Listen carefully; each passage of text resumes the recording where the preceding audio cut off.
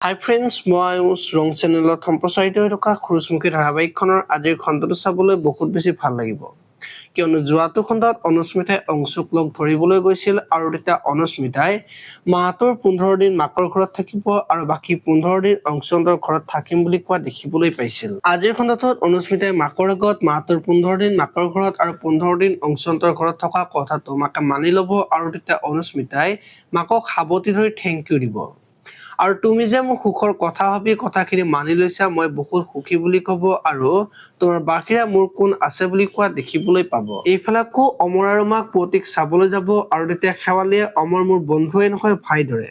সেই তাৰ ইচ্ছা পূৰণ হোৱা দেখি মোৰ বৰ ভাল লাগিছে বুলি ক'ব আৰু তেতিয়া মাকেও ভাল বোৱাৰী এজনী পাম বুলি ভাবি মনটো বৰ ভাল লাগি আছে।